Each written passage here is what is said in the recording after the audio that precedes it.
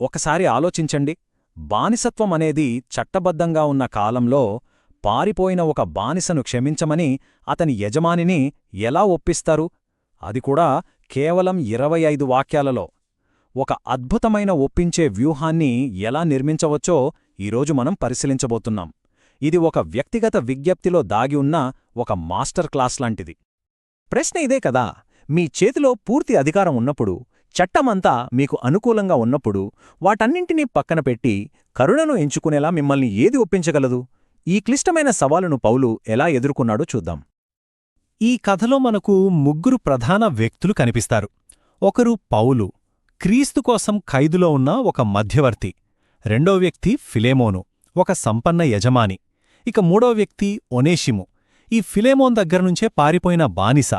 వీరి మధ్య ఉన్న ఈ అధికార వ్యత్యాసం పరిస్థితిని చాలా సున్నితంగా మార్చేసింది. అంటే ఇక్కడ ఒనేసిము ఎదుర్కొంటున్న ప్రమాదం ప్రాణాంతకమైనది. ఆ రోజుల్లో రోమన్ చట్టం ప్రకారం పారిపోయిన బానిసను ఎంత కఠినంగా అయినా శిక్షించే హక్కు యజమానికుండేది. సో ఒనేసిము తిరిగి ఫిలేమోన్ దగ్గరికి వెళ్లడమంటే తన ప్రాణాలను పణంగా పెట్టడమే అన్నమాట. సరే, మరి ఎంత క్లిష్టమైన పరిస్థితిని పౌలెలా డీల్ చేశాడో పరిశీలిద్దాం. అతను నేరుగా అసలు విషయం చెప్పలేదు. ముందుగా చాలా తెలివిగా తన అభ్యర్థన కోసం పునాది వేశాడు. ఒక అపోస్తలుడిగా పౌలు చేతిలో పూర్తి అధికారముందే. కావాలంటే నువ్విది చెయ్యి అని ఫిలేమోన్ను ఈజీగా ఆజ్ఞాపించగలడు. కాని అతను ఆ దారి తీసుకోలేదు.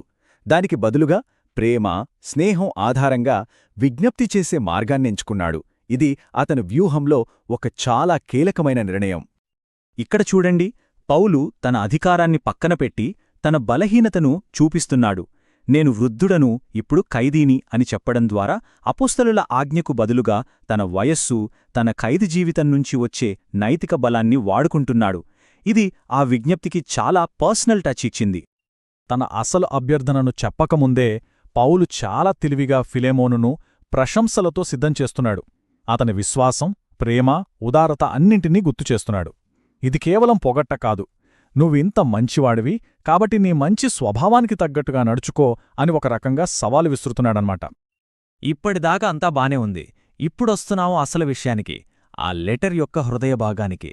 ఇక్కడే పౌలు తన అసలు అభ్యర్థనను బయటపెట్టి ఒనేసిము గుర్తింపునే సమూలంగా మార్చే ప్రయత్నం చేస్తాడు.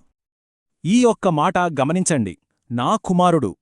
పౌలు ఒనేసిమును నా కుమారుడు అని పిలవడం చాలా ముఖ్యమైన విషయం. ఈ ఒక్క మాటతో అతను ఒనేసిమును ఆస్తి అనే కేటగిరీ నుండి కుటుంబం అనే కేటగిరీకి మార్చేశాడు. పౌలు ఖైదులో ఉన్నప్పుడు ఒనేసిము క్రీస్తును అంగీకరించాడు. అందుకే అతన్ని తన ఆధ్యాత్మిక కుమారుడిగా భావిస్తున్నాడు. ఇక్కడ ఒక చిన్న ఇంట్రెస్టింగ్ డీటెయిల్ ఉంది.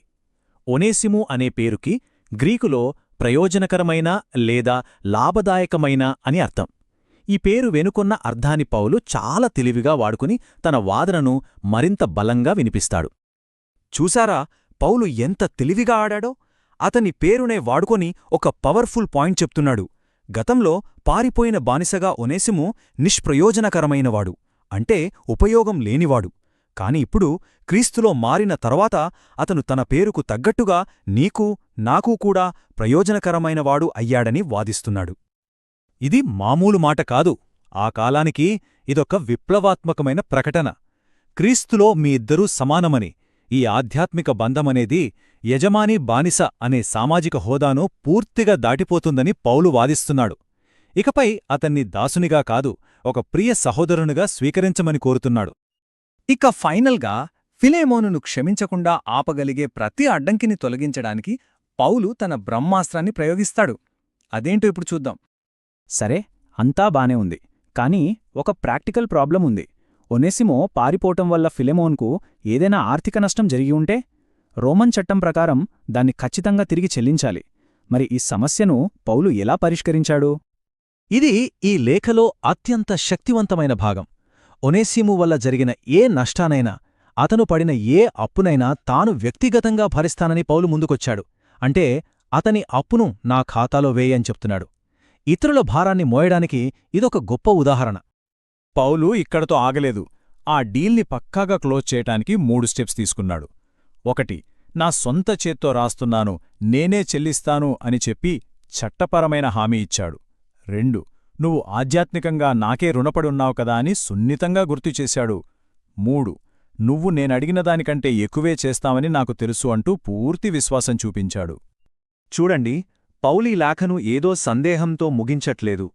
ఫిలేమోను ఖచ్చితంగా తన మాట వింటాడనే పూర్తి నమ్మకంతో, సయోజ్యతతో కూడిన భవిష్యత్తు వైపు చూస్తూ ముగించాడు. నాకోసం ఒక రూమ్ సిద్ధం చేయి అనే ఈ సాధారణ అభ్యర్థన వెనక చాలా శక్తివంతమైన విశ్వాసముంది. అంటే మీ ముగ్గురి మధ్య సంబంధం పూర్తిగా బాగుపడి అంతా సర్దుకుంటుందని పౌలు ఎంత నమ్మకంతో ఉన్నాడో ఇది చూపిస్తుంది. నేను వచ్చినప్పుడు అంతా సవ్యంగా ఉంటుందని ఆశిస్తున్నాడనమాట. ఇంకో విషయమేంటంటే, ఈ విజ్ఞప్తి పౌలు ఒక్కడే చేయట్లేదు. తనతో పాటు ఉన్న ఎపెఫ్రా, మార్కు, అరిస్తార్కు వంటి తన సహ ఉద్యోగుల నుండి కూడా శుభాకాంక్షలు చేర్చాడు. ఇది కేవలం మీ ఇద్దరి మధ్య వ్యక్తిగత విషయం కాదని, దీనికి మొత్తం క్రైస్తవ సమాజం మద్దతుందని పరోక్షంగా చెప్తున్నాడు. చివరికి పౌలు ఈ ఆశీర్వాదంతో ముగిస్తాడు. ఈ అసాధారణమైన క్షమాపణకు, సయోధ్యకు కావలసిన బలం అంతిమంగా మన ప్రయత్నాల నుండి రాదని, అది దేవుని కృపనుండే వస్తుందని ఇది గుర్తుచేస్తుంది. సో ఈ చిన్న ఉత్తరం మనల్ని ఒక పెద్ద ప్రశ్న దగ్గర ఆపుతుంది. క్రీస్తులోని సహోదరత్వం అనే ఒక ఆలోచన ఆనాటి సమాజంలో బలంగా పాతుకుపోయిన బానిసత్వం వంటి వ్యవస్థను సవాలు చేసి లోపలి నుండి మార్చగలదా? ఈ లేఖలోని వాదన అలాంటి శక్తివంతమైన మార్పుకే పునాది వేసింది.